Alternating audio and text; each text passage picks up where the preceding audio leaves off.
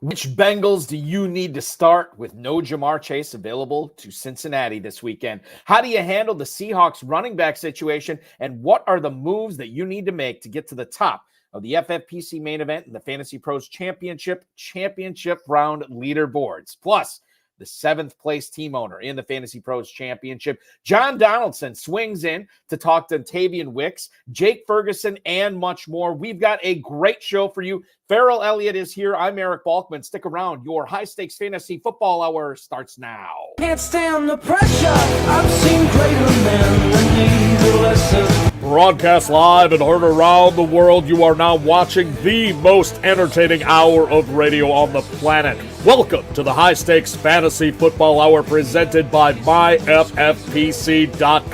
with your hosts Eric Balkman and Ferrell Elliott. The High Stakes Fantasy Football Hour is your home for analysis from the best players in the world. And now, because no one else was available, here are Eric Balkman and Ferrell Elliott. Solace in the scripture. Are we not all our father's sons? I became a man. Nobody ever told me what a man was. Thank you, Rob. Greetings and salutations to all of you Bulkaholics and Ferrelliacs. Welcome to the latest episode of the High Stakes Fantasy Football Hour presented by myffpc.com, myffpc.com, the Fantasy Football Players Championship. I'm your slightly above average host, Eric Balkman. You may know me from the RotoViz High Stakes Lowdown, the High Stakes Fantasy Football Show on the Better Sports Network, and the FFPC. Coming up on tonight's show, Ferrell and I will go hard on the Cardinals pass catchers, sans Marquise Brown, what you should be doing with Austin Eckler in Week 16, and much more. Plus, the 7th place team owner in the Fantasy Pros Championship, John Donaldson, is going to join us in about 14 minutes or so to break down Courtland Sutton's bounce back, Jerick McKinnon, and much more. If you want to connect with us on X, you can do so at HSFF at Eric Balkman, and always check out the Kentucky Fantasy Football State Championship at kffsc.com. You can post on our Facebook page at facebook.com/HSFF. You can also email the show at highstakesfantasyfootball@gmail.com. If you have any questions for us, send them in now. We'll try to get to all the chat room questions, tweets, and emails in the fantasy feedback segment coming up later on in the show. Thanks to our audio engineer and my best friend Bryce, and our producer and mutual friend Rob. In case you have not noticed, we now have 3 weekly challenges with the FFPC. Now, it's too late for you to join the Thursday one because that locked Thursday night at kickoff. But you can still join the Saturday one or the Sunday one at myffpc.com. There's no draft. There's no salary cap in these. You just choose 10 or 12 players by Saturday's kickoff, which tomorrow I think is at 4:30. Or Sunday's kickoff, which will be at 1 p.m. Either one of those challenges are open for you. Those are the deadlines. Watch the points pile up, and only 1 player per team. That's the other thing. There's no stacking in this contest. You can't pick 2 players from the same team. You can enter for $35. You can enter for $200 and win up to $2,500. Don't forget that this is the exact same format as the world-famous FFPC Playoff Challenge. We have 2 of them this year. There's 2 great contests with the same awesome format. Again, no draft or salary cap. Just choose the 12 players you want through the duration of the postseason. You don't switch them out after games. Once you lock them in by that first wild card game, they are locked in for the duration of the postseason. You can win $500,000 if you want to enter with the $200 entry fee, or you can win $100,000 if you enter with the $35 entry fee. Again, that is myffpc.com. Remember to like, subscribe, comment, share, and get notified. Share this with your friends. Share it with your enemies. So every time we go live, you will be able to tune in for these broadcasts that we have on the FFPC YouTube channel. In case you missed it, we had Darren Armani on Tuesday on the RotoViz High Stakes Lowdown, and that was a lot of fun. And we will have another show with another great guest coming up on next Tuesday. I'll tell you who that is at the end of the program. And then in case you missed it last night, we had Pat Fitzmaurice from Fantasy Pros on the High Stakes Fantasy Football Show. We cut it up for 2 hours, helping you with Week 16 lineup decisions that you can check out on any of the FFPC socials and read that, watch that back in case you missed it before. Let's welcome him in right now, ladies and gentlemen. You follow him on the X at KFFSC Official, at Ferrell Elliott. And, of course, he is the commissioner of the Kentucky Fantasy Football State Championship, a contest that you should be playing at kffsc.com. Season's greetings, happy holidays, Merry Christmas to the incomparable Ferrell Elliott. Welcome in, buddy. Hey man, it is good to see you and thank you. Yeah, I'm having a little Christmas spirit down here in Kentucky, Balky. How about yourself? Yeah, well, I'm always in the Christmas spirit year round. It's hard not to be, right? Just I that's got what kind of excited when I saw who our guest is tonight, and also how well some of our regular contributors in the chat room are doing in the FFPC main event. And Balky, in Kentucky this week, near and dear to your heart, we actually had at the conclusion of last week a three-way tie at first place. Three teams locked in at 489 points. So it's just fantastic. Yeah, Drew Maselli, one of them, longtime friend of the FFPC, Randy Lavender, who I think you might recall meeting Balky back in the day. You know, those guys are. I would say we've had the senior most leadership in the KFFSC that we've had in a while. And then Biplab Mandel would be the other one that's tied. And, Biplab, it's not so much age as it is about service, making sure he misses his service updates because, Biplab is put together with spare parts of humans and a computer program. So he'll be all right. He will be all right. Those are our three guys. Always a menace at the top of the leaderboard, whether you're talking KFFSC or the FFPC. He's a tough guy to knock off that perch, is Biplab Mandel. Hey, let's go to the YouTube chat right now. Our resident Ivy League professor joining the conversation. He wants to know which tight end should he go with this week. I'm assuming this is KFFSC because if it was FFPC, I'd say, hey, start them both. But you can't do that. But you probably wouldn't want to do that in KFFSC. Is it Dalton Kincaid, who is against the Los Angeles Chargers, or is it Jake Ferguson, who is at Miami? Ferrell, I lean more towards Ferguson this week. What say you? I watched Ferguson play football, and I'm going to start him over a lot of tight ends. And next year, I'm going to draft him over a lot of tight ends. And I'm not sure exactly what's going on with some of the Buffalo receivers, but you can see where the offense runs through now. We picked Stephon Diggs to have a tough go this past week, despite the fact that the team did real well. He didn't. I'm ready to put my effort behind Ferguson. He is a Badger. I'm representing with my Bucky Badger sweatshirt on tonight, so I am a little bit biased if it comes to that, Kern. Just keep that in mind. John Terry, another former guest of the show, friend of the show. He's got a difficult decision to make. He's in sixth place in the main event right now, and he has to flex out one of these guys, Tyjae Spears, Elijah Moore, Devontae Parker, or Rondale Moore. He needs some help. Now, we'll lead into this a little bit by saying Marquise Brown, because of a heel injury, is already out against the Bears. Greg Dortch, also questionable to suit up against Chicago. He's got a shoulder issue as well. Brown really hasn't been healthy for a while, so you'd think Trey McBride is going to be a huge portion of the pass-catching pie in Arizona. Michael Wilson is certainly going to have his say there. So what about Rondale Moore? What about these other guys, Ferrell? If is one of these guys standing out as a guy that John Terry should be flexing this week in the main event championship round? John Terry, who's the guy you expect that could score the most points in this matchup? That sounds like a real dumb. No. Let's try this again. Who's the guy that you think could have a spike week?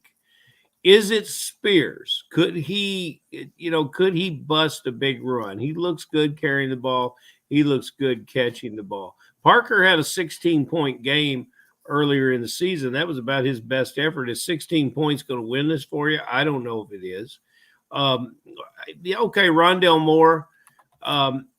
He's been sort of the mystery man when he's been in Arizona, and one of my favorite players from this past draft is finally getting to play a little bit. So for Dynasty and players that are coming here to draft in the Super Bowl Sunday Sweet 16, look, Elijah Higgins at that team, 4 targets and a touchdown, 44 yards last week. So I don't know, buddy. I'm thinking maybe Spears.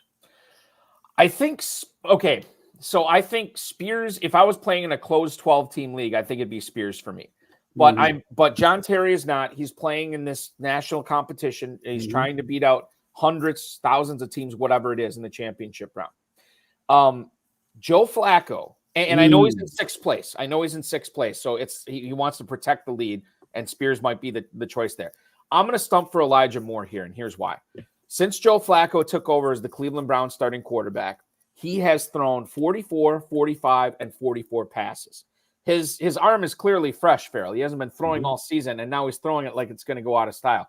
254, 311, and 374 yards in those games as well. To me, Elijah Moore represents the biggest chance for a huge week. And I don't think you're sacrificing a lot of floor there by playing Moore over Spears. So while Spears would be my choice in the 12-team league, I think I'm going to say Elijah Moore here is the guy I would start and flex out if I'm John Terry. If this is a test, John Terry, I'm looking over Balky's shoulder. I'm marking through Spears and writing down Elijah Moore. I'm following Balky. And yeah, I think back to how Flacco has looked throwing the ball. And, what has Flacco got to lose? He's probably having the time of his life. He's seen confidence and perhaps good health is what we're seeing with Flacco. So, okay, yeah, I'm following up with you. But, that's a tough situation. I don't know how the hell he got those 4 guys on his team anyway. Should have done better in the waiver wire, John Terry. You're better, come on. Well, again, this is probably a second flex. He probably already locked in Olave and Nakua. I wonder how many times he's played Elijah Moore this year. That's what I'd like to know. Yeah, I don't know. That'd be a good question for him. Look at this from Reddy, our man Reddy, in the watching us on YouTube tonight. He's got a starter running back, 3 receivers, and flex 1. This is full PPR here. So between those running backs, I'm going to play Robinson over Barkley and Chandler. He's got to pick 3 of those receivers, so he's got to sit 1. I think I'm leaning towards sitting Ridley there. And then if you got a flex 1, I guess I'd probably be flexing Barkley here. So I'm going to go Robinson, Barkley, Adams, Metcalf, and Higgins. I think that's the way I would roll. Those are nice problems to have. Right. Yep. Reddy also has Darren Waller or Dalton Kincaid. Ferrell, I think it's Kincaid. Waller, I just can't trust at this point. Coming back first week off of IR. I'm going to go with Kincaid here. Waller got what last week? 7-8 points. Did he play last week? Okay. Yeah. All right. Yeah, he played. All right.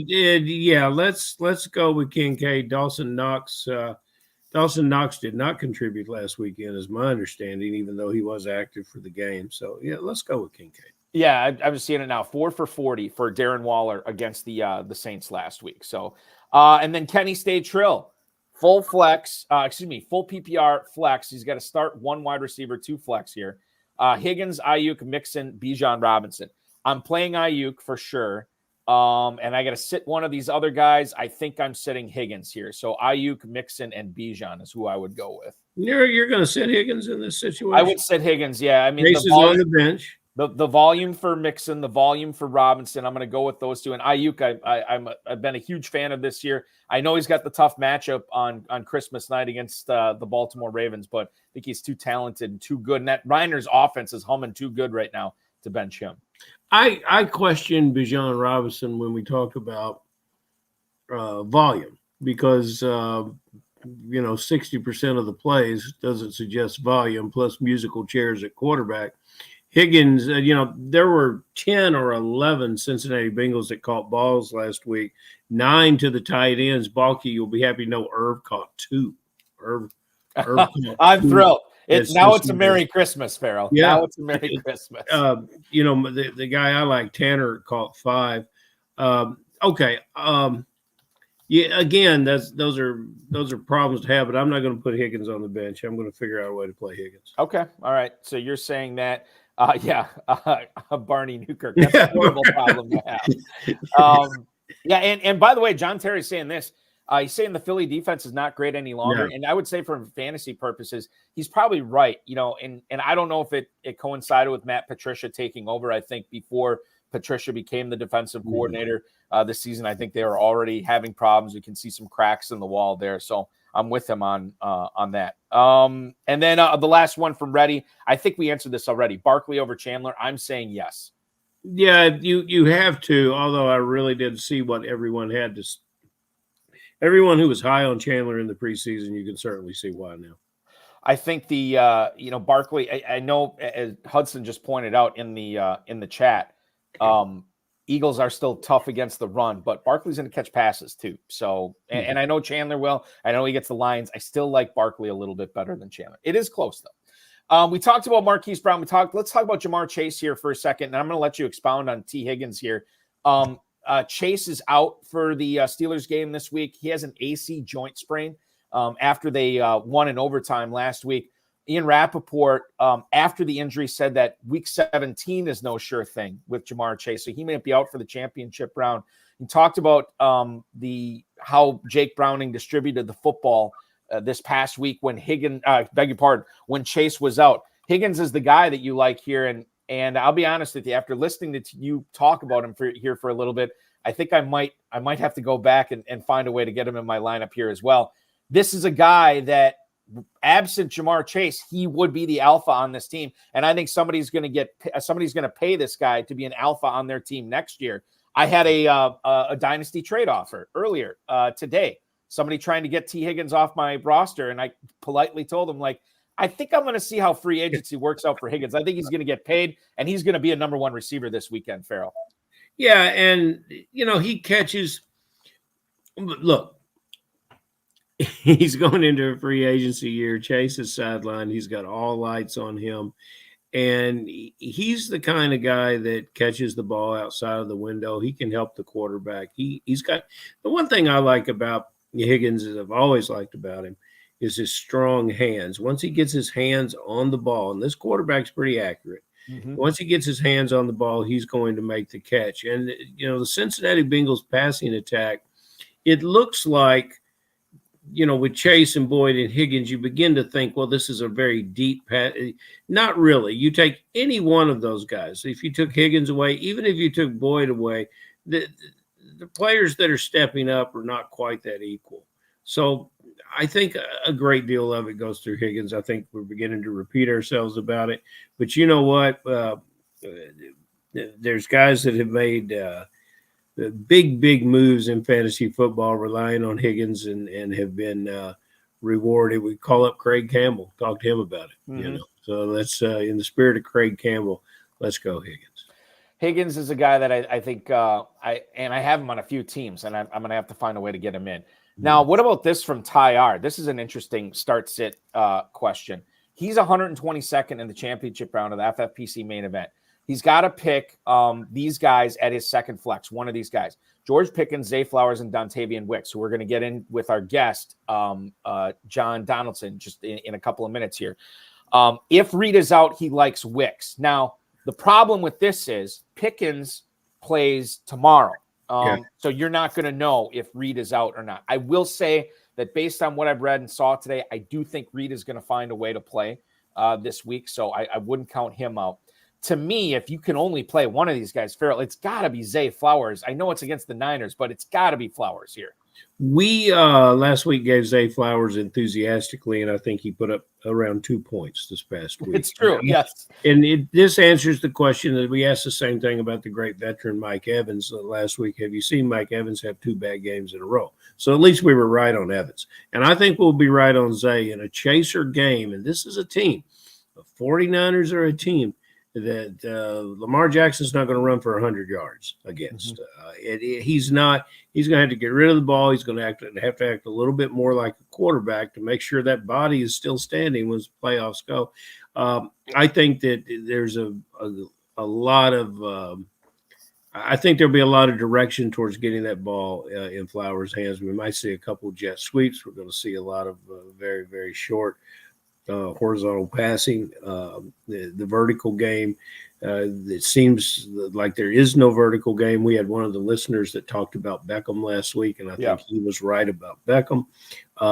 Bateman fails to impress me.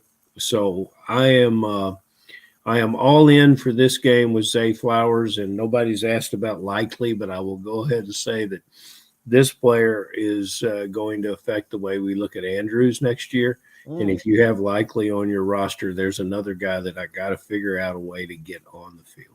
Yeah, he is. Well, I'm not going to make the likely pun. I've been doing it all week. I'm not going to do it tonight. So that's my Christmas gift to you. No bad dad joke from Balky about Isaiah Likely. One more question here from Reddy.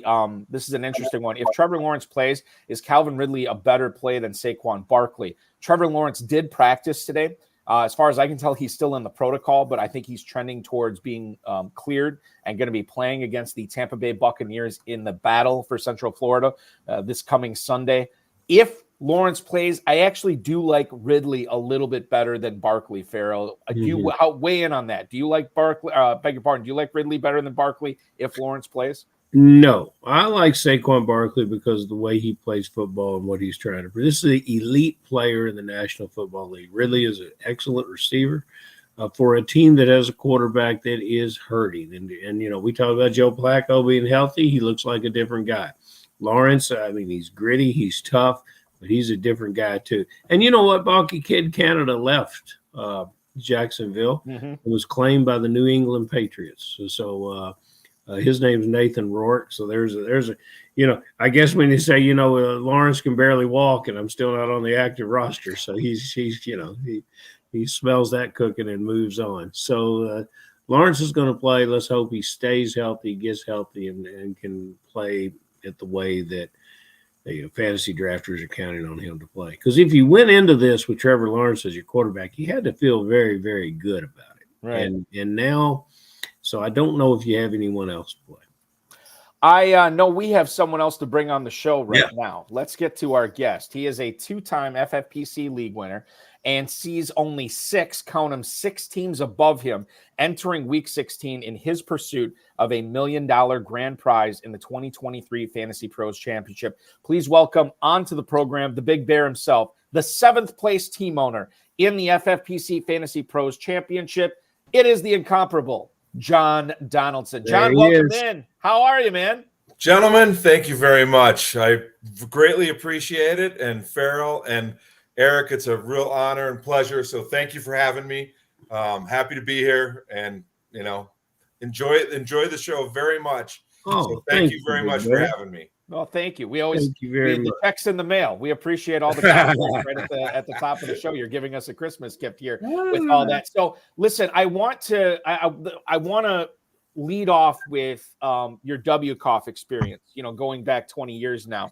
Can you tell us a little bit about what was going on in your life then and what happened at your very first WCOF draft? Well, 2003, right? Yeah, it was back in 2003. So, you know, I've been doing fantasy football. Well, Ferrell, you may know this, back in since '86 when it was called rotisserie football. Yes, sir. Rotisserie. So, I mean, it's been a while. So what happened in 2003 was I was in the middle of a divorce, and I knew I had met her in Vegas, and I knew I was going for Week 1 out to Vegas for the NFL season. I'm like, okay, you know what? I'm going to join Wyckoff, and I'm going to figure it out. And I get out there. So I landed and I went to FedEx and I mailed the divorce papers back to her from there since I originally met her there. And then I got into the Wyckoff, you know, for second year. And it was, you know, at first it's a little intimidating. You get there and everyone's got their computers and everything, you know, even back then. And so we're sitting there at the table and all of a sudden, you know, they go to announce the winners. We're getting ready to draft the winner from the previous year. And it turns out he's in our league. So he stands up and everyone claps and congratulates him. And now a little more intimidating, if you know what I mean. So then we proceed to go through the start the draft and everything. And got a break after round 9 or 10 or whatever it was. And it wasn't really like, okay, his team is okay. He's drafted number 3 or whatever it was. And the guy who was the moderator came up and he said, I really like my team. So I was pretty confident of that. But what was really interesting was, so Week 1 comes around and I'm brand new to the whole transaction thing of $1,000 and all this. And Week 1 happened. And the guy who won the week before or the year before in Week 1 put $980 bid on Anquan Bolden. Had to have him. And I didn't know what, I thought you're supposed to save it all over the course of the year. Well, obviously that helped him tremendously. And, I think he made it, number 4 or something like that into the playoffs. But that really opened my eyes to a lot of things. And that was, this guy obviously wanted him. So if you want somebody, go get him. Yes, sir. And that, I learned that the hard way a long time ago. You know how it is. You want a guy and he gets picked right before you all the time and all that kind of stuff. And you listen to people, media, us, you guys, you listen, you rate them and all that. But if you want someone, go get them. It doesn't matter if it's, you think someone's saying they're supposed to be drafted in the 5th round. If you want them in the 3rd round, get them. Yeah. Because, a perfect example of that this year is Keenan Allen. Yeah. I didn't wait on Keenan Allen most of my leagues. I went and got him. I just had a good feeling with Kellen Moore coming in, and I'm a little bit different than most guys. I have a football background, so I've coached college football, coached high school football, and all that type of stuff. I've worked in the NFL, more sports and marketing, sponsorships, and that. But I just have I use a football perspective from it. So in the beginning of the year, when they come out with everybody writes up like Emil and Bob Harris, and they write up on the coordinators, I read all that. And that to me is very important on how everything is going to transpire. And the one thing that I think everybody should, this is a little tip that should just kind of reel in for people, is whenever you have a new coordinator, a new head coach, I'll tell you right now, it's anywhere from 6 to 10 weeks before those guys figure it out on their teams. And it'll take time to kind of get going. So if you look at the new coordinators this year and go back and look, I think you can see it plays out that way. So I kind of use a football perspective when I do a lot of my stuff. And that's kind of my unique how I go after it. And Bear, you're exactly right. That's why we used to have a 6-game preseason. Remember that? That's why and now you have a 3-game preseason, and you have limited practices. And you're exactly right. I talk to players around the NFL. They're getting ready to start the season. You go, how are you going to look? Well, we're going to be okay if the young guys know where to line up. Well, and we had that. Yeah. You got to know where to line up. And you're exactly right. I talk to players all the time, and in team owners and the KFFSC, the FFPC, and you want to talk to me about players from Carolina. You want to talk to me about players from the Chargers. What about some of these teams that have the finest athletes, the finest players, and a coaching staff that's been locked up solid for 4 or 5 years? And you did 49ers. You talk about going to get players. Ayuk, Balky, where could you get him? Right. Are you talking about in the draft? In this past draft, where could you get Ayuk? He went 7 and 8. Yeah, I sit around. Should have been. I sit around and watched many drafts come along with Christian McCaffrey going 4, 5, 6. It's hard to believe some of the things that we saw in the drafts. And they're just back to the media kind of saying these guys are the best. And hey, Justin Jefferson is, but is he really number 1 in a fantasy football draft? Now, granted, if he has a full year, but he didn't have a full year, and we all know how that goes. But getting back, Ferrell, what you just said, Eric and I know better than anybody. Week 1, they come in the past couple of years. Aaron Rodgers, he never started well. I mean, he was week 3, week 4 before things got going. I can remember when they played the New Orleans Saints and they got smoked 31-3 in Jacksonville too. Like it wasn't even that New Orleans. A lot of these guys, it's just. So you're right on the whole preseason thing. So you got to be careful on that stuff. And, again, we all draft number 1. We all think our guys are going to, take off and stuff like that. The one thing I learned I used a long time ago is a little theory of I call it the Larry Fitzgerald and Deshaun Jackson. Who do you want? Do you want more explosive or do you want 15 points a game? Right. And, now if you have a couple Larry Fitzgeralds, then you go after the Deshaun Jackson. But you got to build your team that way, right? And kind of get those solid guys, and then you got to take your shots with a few guys that are above and beyond that are going to get you those 35-point games. And I'm waiting for somebody in the chat room to say, "Who in the hell is Larry Fitzgerald?" You know, Wait. How about Bobby Aver, Roger Craig, and yeah. Shit. Hey, come on. Bobby Aver. Tom Rathman. I'm trying to think of all the other great Niners on that. Like it was Rice and Taylor, Rathman, Roger Craig, Joe Montana, Steve Young. I mean, that was a fantasy offense right so there. boys that can play football. How about the tight end? I mean, you kept going. All those guys right down the road. I mean, so I mean, those were truly the days. I mean, you go the Christian Okoyos and all those guys. I mean, it's just kind of fun to reminisce. And I used to work for the Denver Broncos for a short period of time, and we had a couple of drafts and we had some interns. And so I said, I was back in, doing the drafts way back in the early 80s. And so I go, I'll bring in my roster. So I bring it in and it's typed and it's all stapled together. And one of the interns, it was a girl. She goes, "What's that?" And I go, "What do you mean, what's that?" "Well, how did they do that?" I go, "A typewriter." She goes, "What's that?" So it's like, oh wow, I'm showing my age here. Right. But hey, we all know we have good buddies through the years, and fantasy football keeps us all together.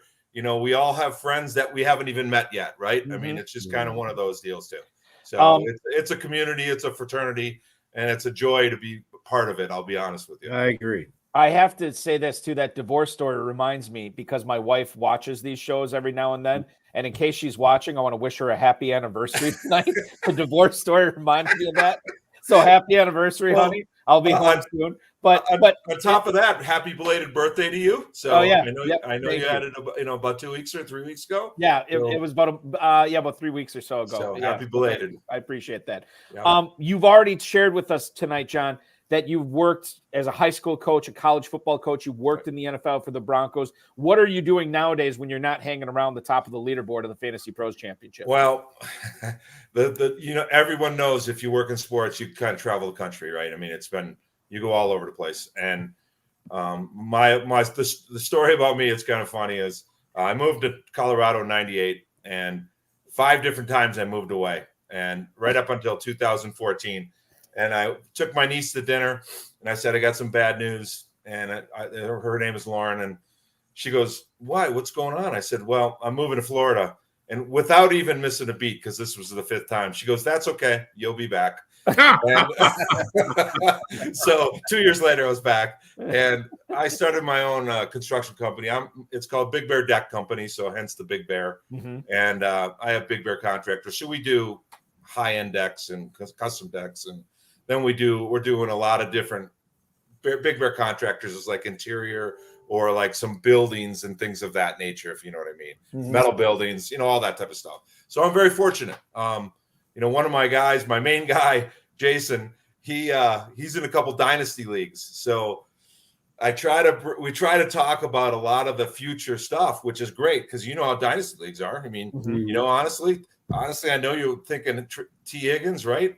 Well, trade him for a Jaleel McLaughlin or something like that, right? I mean, it's one of those things to me that's, you got to find those gems, right, in the dynasty. Mm-hmm. So, I mean, and that's you got to have the forward thinking. That's what's beautiful about the dynasty leagues. That's a long time ago. Why I got into this is that the Bear reminds me of our boys from Kentucky. Cox and Hawley, Mm-hmm. because he's sitting right here at 7th place in the FFPC, and he's talking about dynasty and building stuff and going to Florida. He's not giving anything up. I want you to give one thing up to me, because those guys that meandered over from the Wyckoff, probably waiting on their check. They came on over. And they sit down next to you, and they said, "I know that guy from my Wyckoff days, and he hadn't learned a damn thing. He's waiting till the 9th round in the FFPC to draft a tight end, and then he ends up with Njoku." And I'm going to say, just how in the hell did you figure out a way to get into 7th place by drafting Njoku in the 9th round? And do you always do crazy ass shit like that? Things like that? Ferrell, you don't understand this better than anybody. 10 years prior, I drafted Antonio Gates in the 15th round. No, yeah, I love that. I love that. That's right? You got to find the hidden gems. So I agree. I'll be honest. And the other thing with that league, you say one of my best, transactions of, for some reason, I think it was going on a buy and the guy dropped Jay Ferguson. Oh yeah. So there was a perfect example of, he's on my team. No, I'm going to look at your waiver wires and ask you right. about that. And look at Balky's got a Packer he wants to ask you about. Balky always gets all the Packers. It's sort of. I don't even know who the Packer players are. Unfortunately, it's not the Indianapolis Colts with Peyton Manning. Do they still have Carroll Dale, Balky? No, Carroll Dale not on the team anymore. Okay. No more Carroll Dale. But let me ask you this, John. Right now you have Dontavian Wicks, or at least when I looked at your lineup earlier this morning, you had Dontavian Wicks in your starting lineup.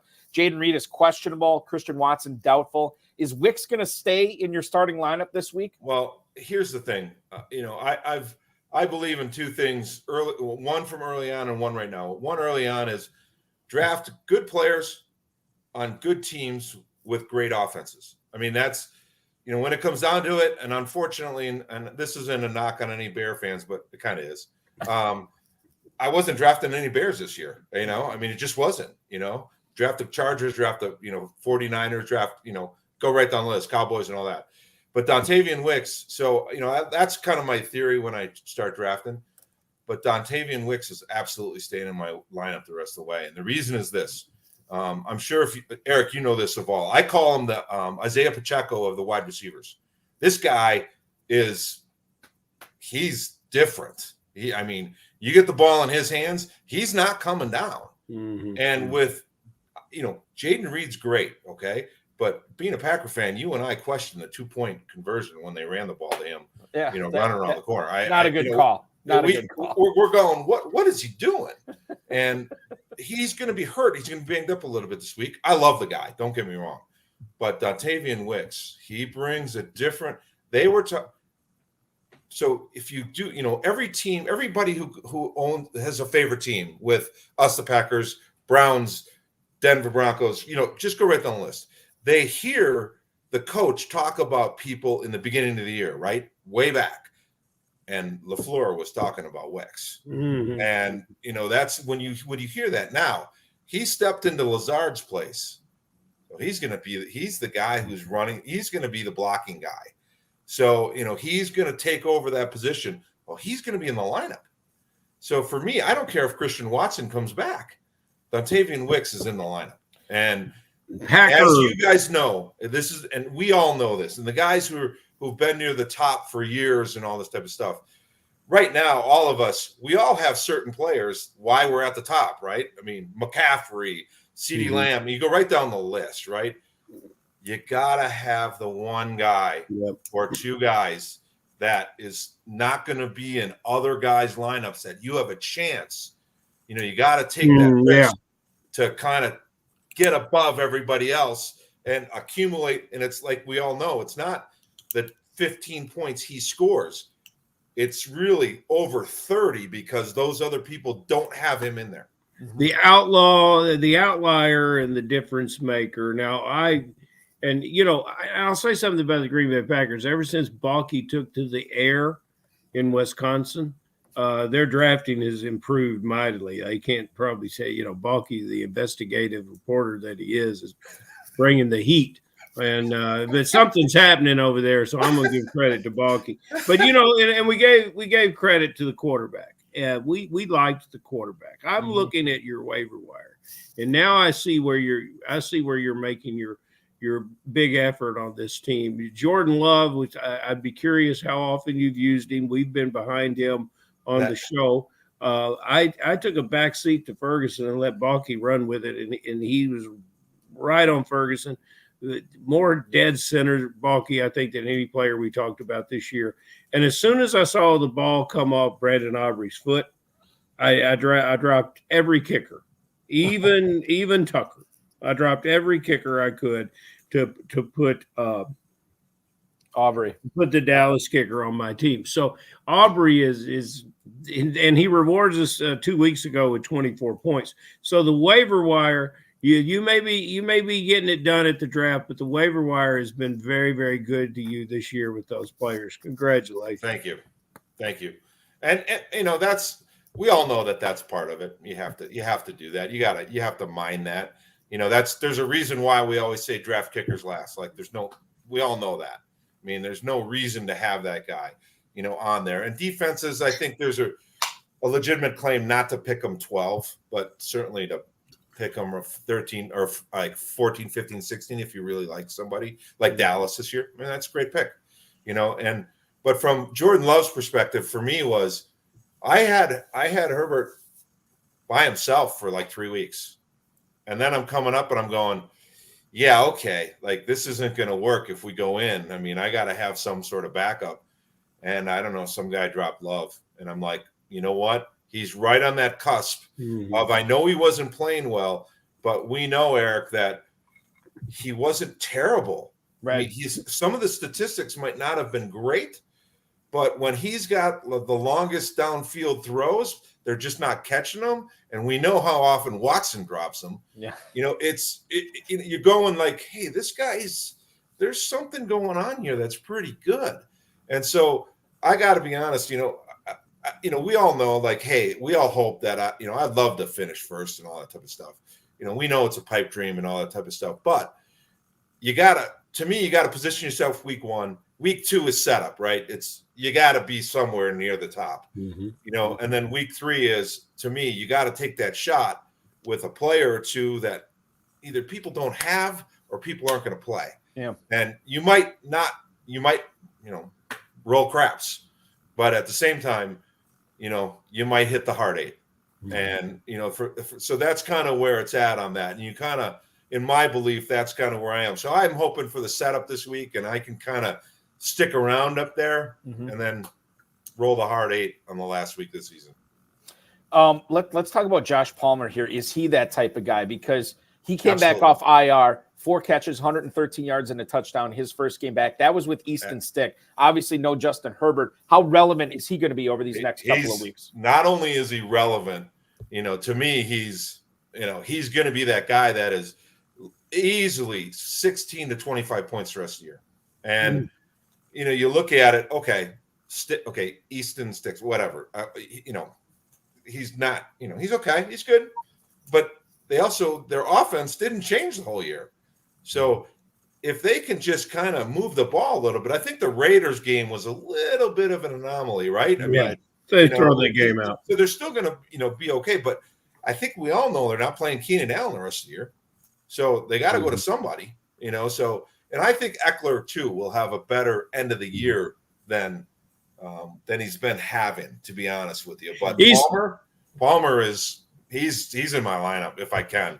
I got a couple decisions in one league with him and Jonathan Taylor and Wicks, and I'm like, all right, where do I go here? That kind of a thing. So I mean, it's a tough issue, but in the top league for me, I have Keenan Allen, so I was hoping he'd come back, but probably not.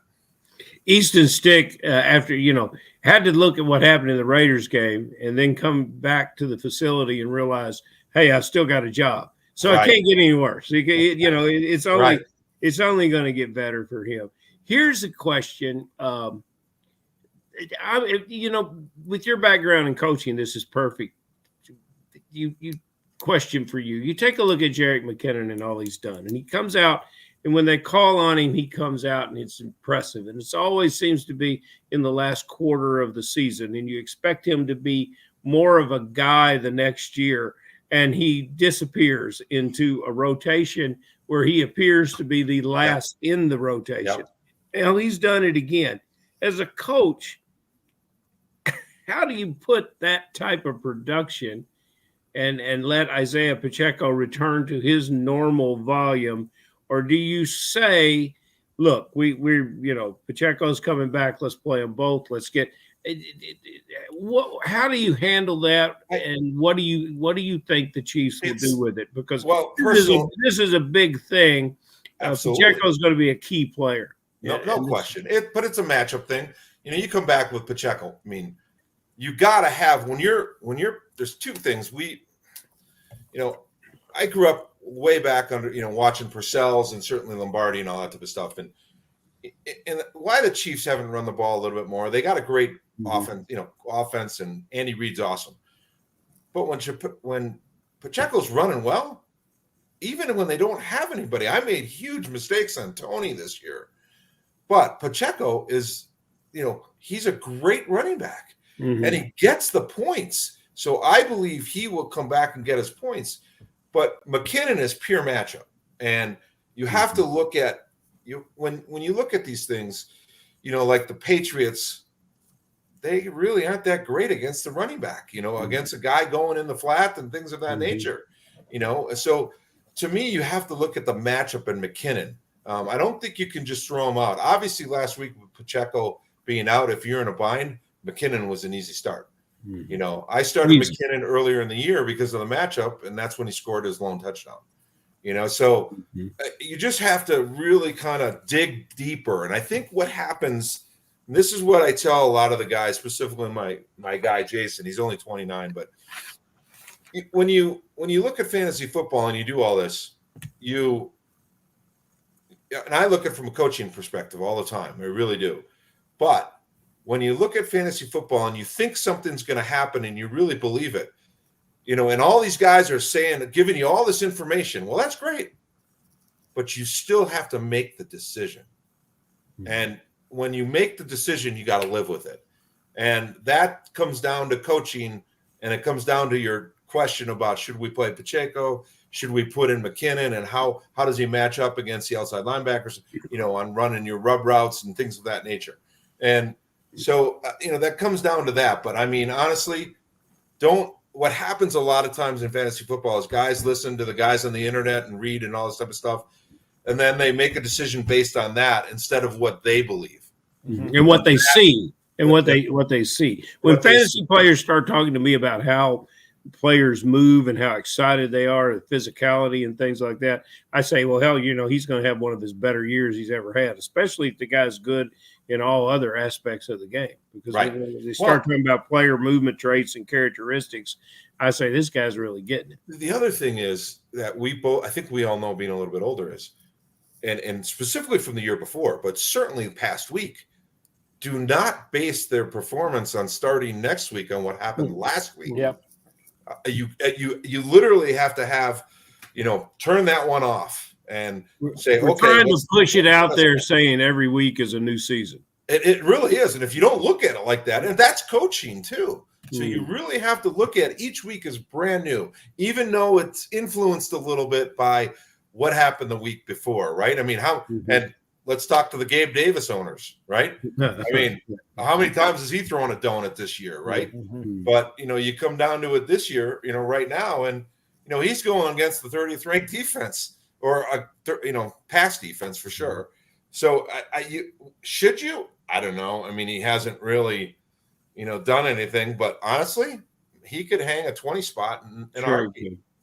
What about John? It's something that a lot of people are facing this week. Keaton Mitchell, obviously, we hope he makes a full recovery from that nasty knee injury. But the fact of the matter is, he's not going to be gumming up the works in the Ravens backfield anymore. It's going to be Justice Hill. It's going to be Gus Edwards. What kind of numbers do you think Gus Edwards puts up this week against the Niners in San Francisco? I think Gus Edwards is a solid play, and here's why. You go back and look at everybody who's done well against 49ers, and they've been guys inside the tackle. And honestly, where does Gus Edwards live? He lives inside. And I think personally Gus Edwards will do really well. Now, and I say that let me preference that by, let's say he has a 12 to 18 point week, somewhere in there. I really do. I think he'll have a solid week. Even though Mitchell's dynamic. There's no question about it.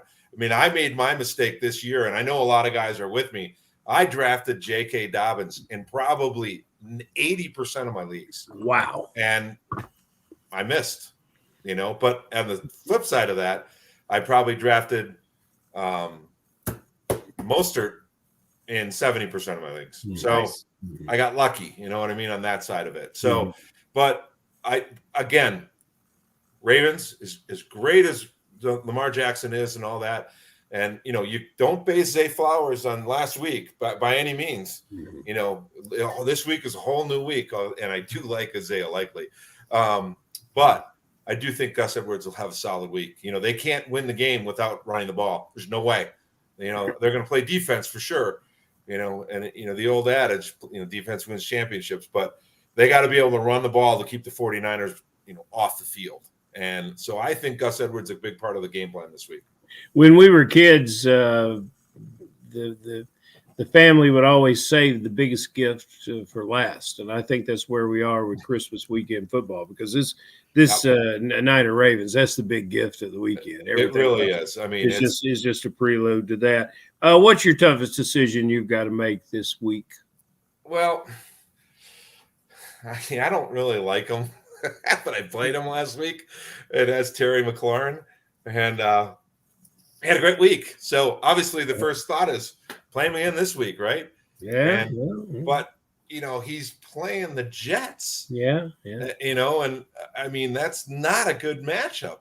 So that's why I was hoping Keenan Allen would come back. You know what I mean? So, I literally on my team, and I look at the team that's number 7, and you look at it. If you look at it, you're going, yeah, that's okay. There's nothing special about it. But the guy's produced. But I think I really will switch out McLaurin for Gabe Davis. I think Gabe Davis will go in, and because I don't want McLaurin going against Sauce Gardner. I'll tell you, Robert Saleh, great. He's a good head coach, but he's a better defensive coordinator. Right. And the Jets are playing well defensively, and I just think that one itself is really, really a tough matchup for them. And, the Jets, they're going to want to end on a good note, right? I mean, Rodgers is there kind of pumping them up and all that type of stuff. There's a lot of good energy in the Jets camp. I agree. And so that I don't think a lot of people see that part of it.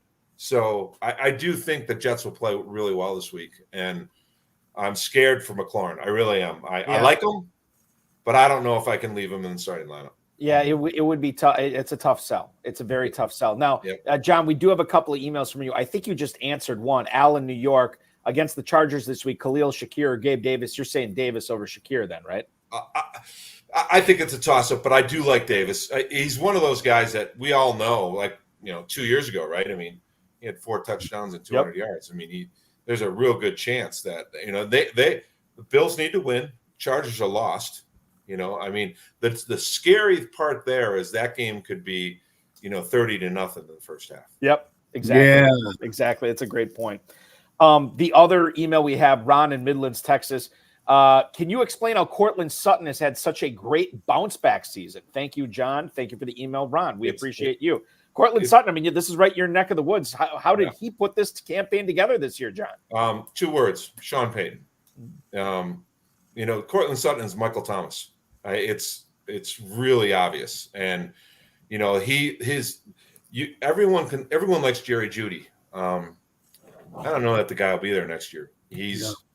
Everyone says he's a great route runner coming out of college and all that type of stuff, and might have been, but in fairness to Jeudy, he came into a new offense again this year, but Courtland Sutton, he meshes with Sean Payton, and right when the first 3 happened, or the first 2 touchdowns happened, he never left my starting lineup after that. I know he had a bad week, 1 week where he had 10 points or 6 points or something. But when you look at that matchup, you look at not the matchup. When you look at the relationship with Wilson and Sutton, and then Sean Payton, as much as Sean Payton he runs the ball, we all know that now. He wants to run the football, but it's a play action situation there, and Courtland Sutton is excelling in that situation. Wait till Dulcich, the tight end, comes back. Once he's back, they're going to be dangerous. With him splitting the seam, I'm telling you, they're itching for this guy to come back. So, and when you talk about coordinators, a simple plan that should be executed, I don't think he ever should have left the Chargers, and that's Lombardi. And when you put Lombardi in that room, with DC or as the OC over at Denver, I think that enhanced a lot of situations. For me personally, and I worked in a internet kind of marketing things right after the Broncos out in San Diego, so I got to know a lot of the Charger guys. Hmm. And so I'm a little partial to the Chargers a little bit. I know some of the guys there. But the one thing that I would love to see personally for them is Dan Quinn go to the Chargers. And then I think he would keep Kellen Moore. Now, the question is, does Dan Quinn want to, work for Spanos's, that kind of thing. So, it's that always comes in because we always get the thing, why didn't Kyle Shanahan come to Denver? Well, the Broncos didn't want him. It's not that. I think Mike Shanahan was in his ear going, that ownership group is a mess. You don't want any part of that, and so just find out. And when the 49ers came along, because there's a lot of Bronco fans that say he should be here. Why didn't they go after him? Behind the scenes aspect of that is he probably didn't want to be here because the ownership group wasn't set in place yet. Yeah. So I think it's going to be, we all know it's going to be an interesting last couple of weeks. So I certainly hope I can stay near the top of the board. So we'll see what happens. But there's, we still got a lot of decisions to make here. So if you come up with any miracle decisions and you really know something inside information, send it my way, would you? We're betting on you to hit the hard 8, Big Bear. Yeah, We're betting I'm on you to hoping hit for the hard 8 8 to come through. Let me tell you. We might refer to the hard 8 from now on as the Big Bear. That's just maybe the way we do it. Big Bear's hard 8. Big Bear's hard 8. I love it. $25 Big Bear. Ferrell, fresh out of emails, would you like to ask John one final question? Oh, I got about a million questions that I would like to ask. And you really did shine a light on a few things. Help the guys this week understand someone that they should get in the lineups. We can't use anybody we've already talked about. Talk to them about someone that you think is not going to deliver. You're a good matchup guy, so talk about a guy that's in a matchup that he just cannot convert. Well, I've got a couple guys in mind, but I'd rather hear yours. Let me start with one that you should have in your lineup, and Eric will probably agree with me on this, but he'll probably not be happy like me, but put Chubba Hubbard in your lineup. Yeah, yes. I'm on board. I'm on board. I mean, sure. Chubba Hubbard is if they're going to they're going to compete, but if he's going to do well. I mean, he's going to, if he gets a touchdown, he's a 20, 22 point guy easy, and against the Packers. And again, unless the Packers were healthy defensively, that would change things. But I think Chubba Hubbard change things for me. I'm telling you, that defense that they roll out there every week, they are just asking to get killed on the ground. And Hubbard has been able to do this against good defenses. So I think he has a big week. Real quick, Eric, I'm a defensive coach, so I personally love the 13-10 games. I'm a 13. I love those games, and I can't agree with you more. And we grew up in the real basic side of things when we were in college. We had what was called force, secondary force, fill, wind back, and play action. Had to happen on both sides of the ball. I haven't seen it on one side of the weak side at all the whole year for the Packers. And I'm like, where are these guys? And it's a simple concept that we teach not only in college, but certainly in high school, that there's got to be these guys have to have plays in case the play goes either way every single time. The Packers don't have that. And that I struggle with that. But hey, I mean, we all know that. And personally, I don't think the guy's going to be around next year. So I mean, unfortunately for him, it comes down to, we're going to be. I think I don't know how LaFleur keeps the guy, but again, we'll find out. As for one guy probably not to have in your lineup, this might come as a little bit of a surprise because I don't know. I know they play on, I think it's Monday night. I'm not sure. I don't know if you put Jacoby Myers in your lineup.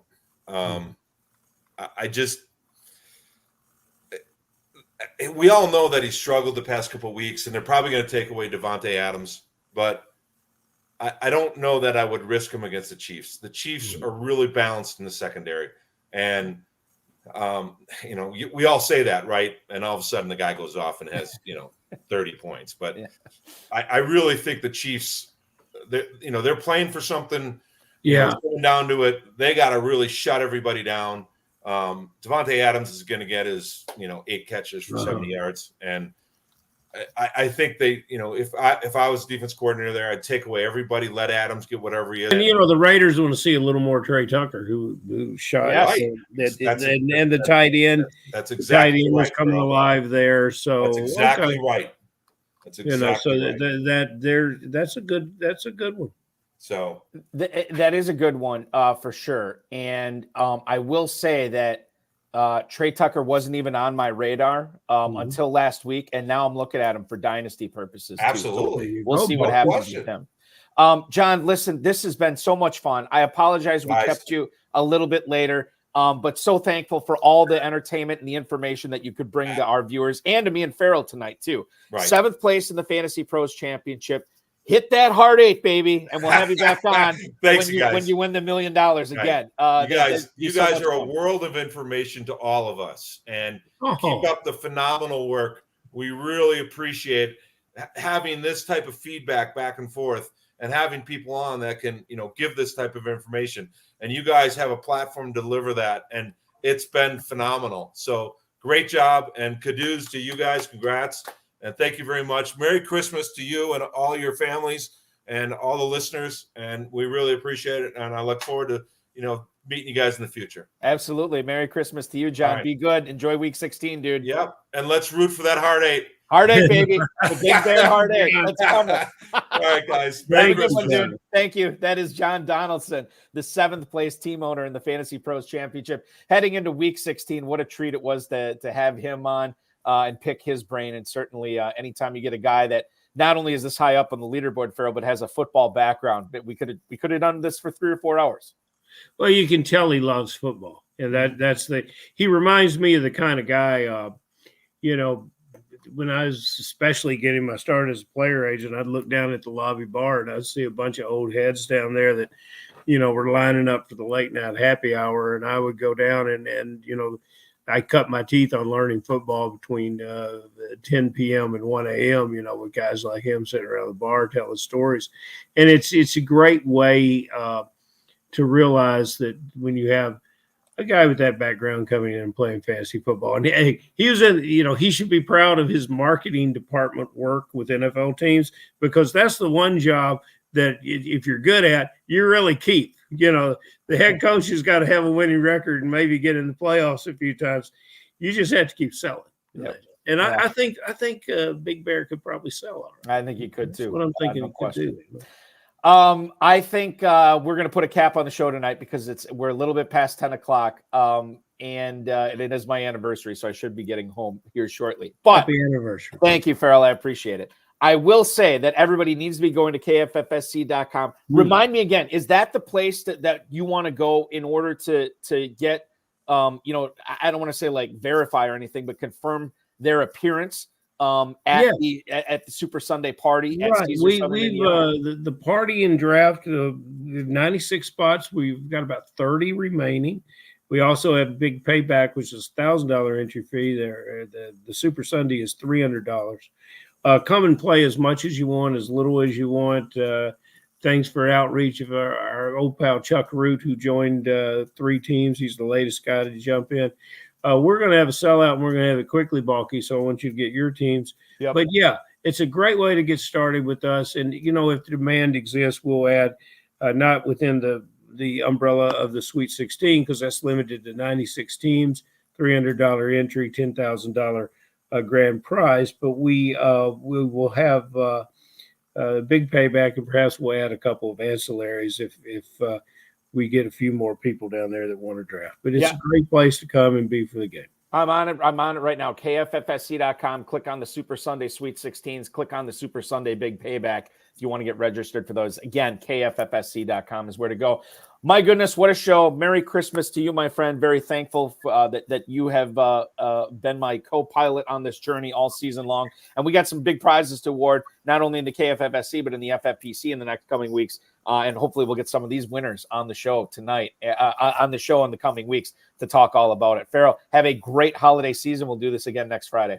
See you then, buddy. You got it. Ferrell Elliott, the definitive commissioner of fantasy football. KFFSC.com is where you want to go for that. That will complete tonight's festivities. I want to give a shout out to John Donaldson, Ferrell Elliott, the FFPC, Rob, Bryce, and of course, each and every one of you for hanging out and watching tonight. We will be back live at 10 o'clock Eastern time next Friday with another special guest. You can check out, in case you missed it, Tuesday's RotoViz High Stakes Lowdown with 18-time FFPC champion and FantasyMojo.com owner Darren Armani. The show will return live this Tuesday night with the 14th place team owner in the Fantasy Pros Championship, a guy who's won countless leagues in not only the FFPC, but the KFFSC as well, and that is Brad Cruz. Will be my guest, 10 o'clock on the RotoViz High Stakes Lowdown on Tuesday night.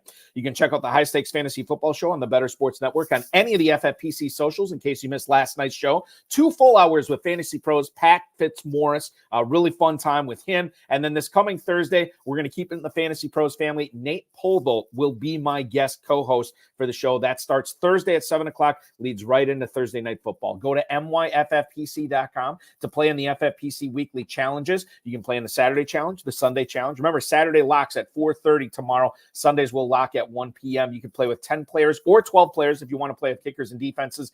Get those lineups in. Only 1 player per team. Watch the points pile up. $35 to enter or $200 to enter, and you can win up to $2,500. The FFPC playoff challenges are also here at myffpc.com. No draft or salary cap there. You're going to choose your 12 players that you want for the remainder of the postseason or the start of the postseason all the way through the end of it. You can't change them during it. It's literally a set it and forget it. 12 players, watch them ride throughout the playoffs. You want to enter for $200, you can take a shot at a $500,000 grand prize. You can enter for $35 to try to win a $100,000 grand prize as well. That's all at myffpc.com. Remember to like this video, subscribe to the channel, comment on the video, share it with your friends, share it with your enemies, and click the notification bell so you get notified every time we go live. The next time will be Tuesday night at 10 o'clock Eastern with Brad Cruz and myself. Thanks so much for watching, everybody. Happy holidays. Merry Christmas. We'll do it again next week. But for now, your weekend starts now.